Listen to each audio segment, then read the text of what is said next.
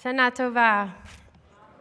4 years ago, almost to the day, I landed in Israel after a nightmare 24-hour flight from Los Angeles to Tel Aviv, which included a 12-hour layover in Madrid.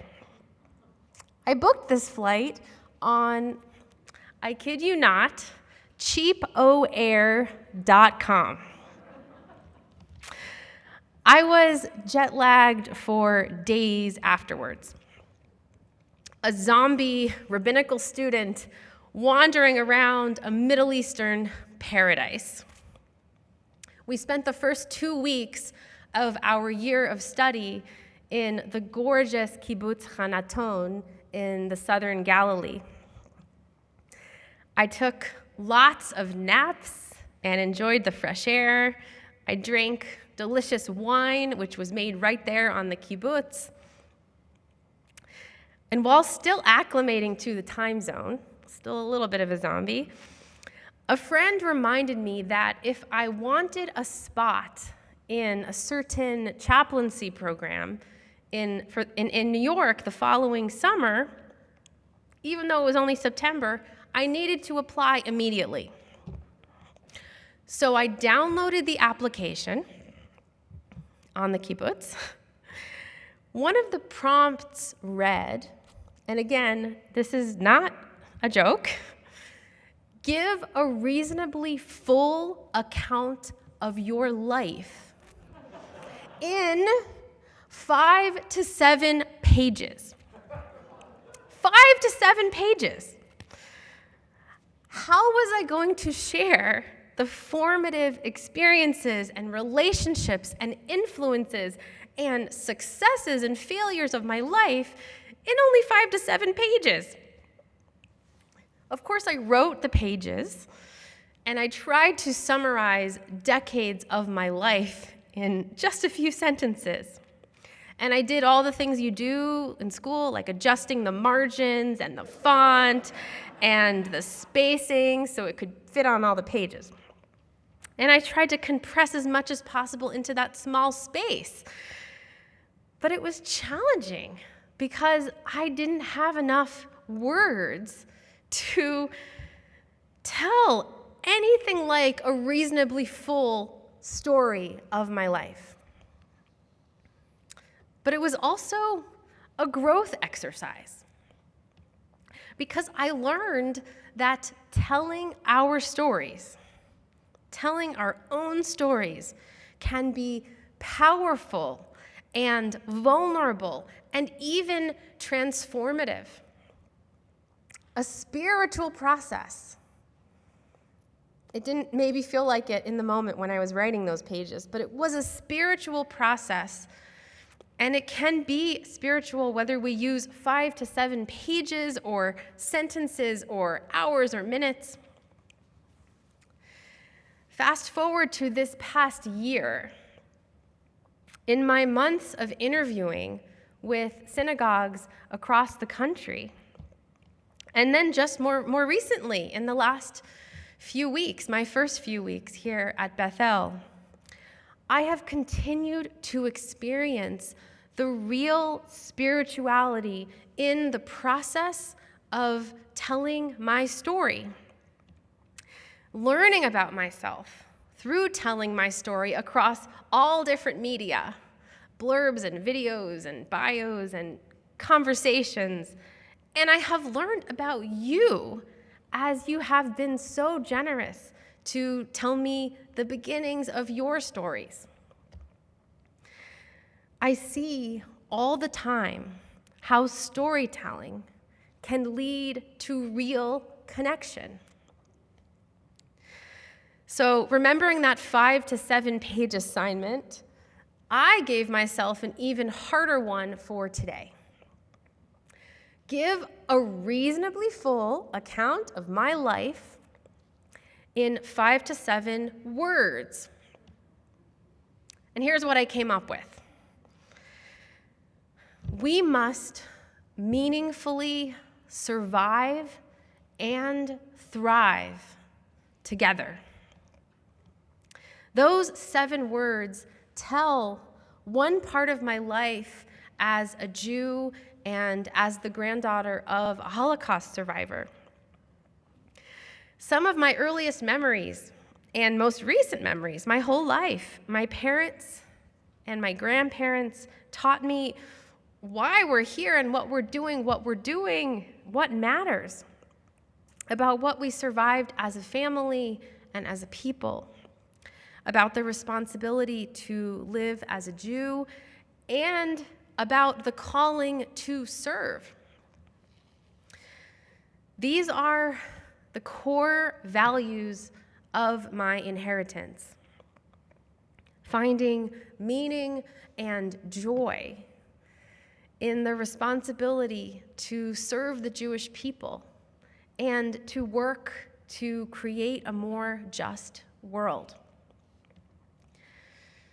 My story, the mini story, we must meaningfully survive and thrive together, is why I pursued a life of Jewish learning and leadership. It's why I fell in love with Israel. It's why I became a lawyer. It's why I became a rabbi. And it's why I'm here today with all of you. There are, of course, other layers to my story. We all tell and retell our stories throughout our lives. There isn't only one story. And we listen again. I can't count how many times I heard my grandfather's story, his survival stories. He shared in intimate family settings, and he spoke at shuls and schools all across the city. He also composed his written testimony with my father, and I helped to publish that testimony online. So back to the Chaplaincy Program, which I applied to from Israel. In that experience, I witnessed my patients tell their stories at the end of their lives. I listened to their happiest times. One memory, I remember in particular, on a farm, someone shared about what it was like to be on a farm with her best friend as a child. And I also heard a lot of pain and brokenness, haunting war memories, acute physical pain, and deep, deep loneliness. I could only bear witness and show them that I was there, that they weren't alone because I was listening. At all life stages, storytelling can be truly transformative. Storytelling can even lead to falling in love. The longtime New York Times column and now television series, Modern Love, famously, a few years ago, collected the 36 questions that lead to love. I don't know if any of you read that column, but I did, and it meant a lot to me. And really, the idea is simple in theory, that we can accelerate the building of loving relationships by knowing each other better, by making ourselves vulnerable. And of course, in practice, sharing in a vulnerable way is not easy for us. So the questions, the 36 questions, start out pretty light, like icebreakers at a dinner party. Given the choice of anyone in the world, whom would you want as a dinner guest? What would constitute a perfect day for you? Then quickly the questions become more personal and intimate. When did you last sing to yourself? When did you last sing to someone else? If you could change anything about the way you were raised, what would it be? When did you last cry in front of someone? These questions call for honest, vulnerable answers. Answers that lead to connection.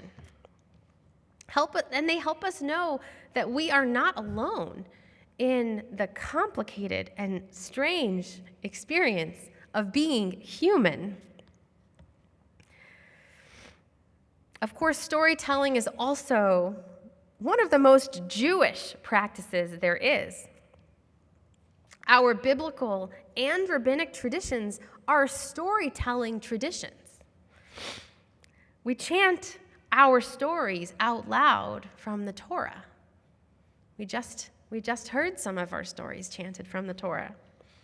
And our Mishnah and Talmud have always been repeated out loud in study halls, especially before the printing press, but even today.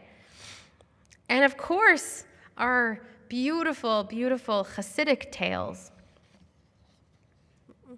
We're storytellers. And it is in telling stories that we witness the challenges that our ancestors faced and the ways that they managed to thrive over centuries, giving us a blueprint for wrestling with the modern era and our own hardships today. In our High Holiday liturgy, we have a gorgeous model, an example of storytelling as a path to forgiveness. Just after Kol Nidre, in the verses that we recite about God forgiving us, we recall a time when the Israelites had given up faith. They say that they would have been better off dying in Egypt than in the desert. God is furious and threatens to abandon them. So Moshe steps into the role of peacemaker, trying to convince God to forgive them. And Moshe uses stories to convince God. First, appealing to God's ego and warning of the stories that others might tell, that God brought this people into the desert only to let them die.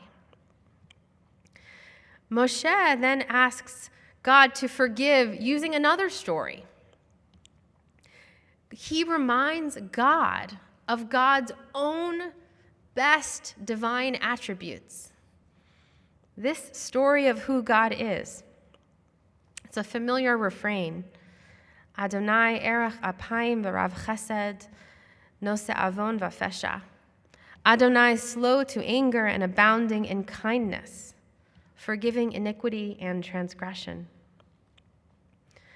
So just as Moshe recalls to God a story about who God really is, in order to help guide God to be more compassionate, we can also recall our own best attributes. Maybe what a friend might say about us, and maybe that can help us during a difficult time.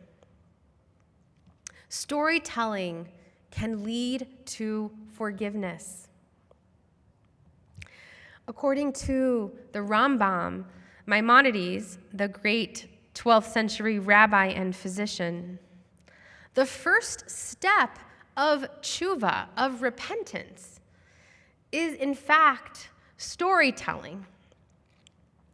He uses the word hitvadut, vidui, confession, but I say confession is really the same as storytelling, sharing a story of what happened. And of course, we've learned that we must first confess to the person that we've harmed, before we confess to God, And that even if we were to make a full restitution, even if we repay and somehow make amends fully with the person we've harmed, that it's not a complete tshuva, it's not a complete repentance, unless we've done the storytelling, unless we've said the words. This process of finding and sharing truth is at the core of tshuva. This reckoning that we must say the words. Storytelling can lead to connection, love, and forgiveness. And between us, between you and me, as one of the newest members of this sacred community, I want us to know each other more deeply, to move from hello in the Kiddush line to coffee conversation, to Torah study and discussion, to pastoral moments, and to whatever tomorrow brings. So I close with an invitation. Send me your 5 to 7 words, or take 5 to 7 sentences. Send them to me so that we can start a relationship together. You can offer a reasonably full account of your life if you so dare, or simply tell me what's most important to you. Let's share our stories with authenticity and generosity and forgiveness and humor and hope and courage. Let's write our own stories together. Shana Tova.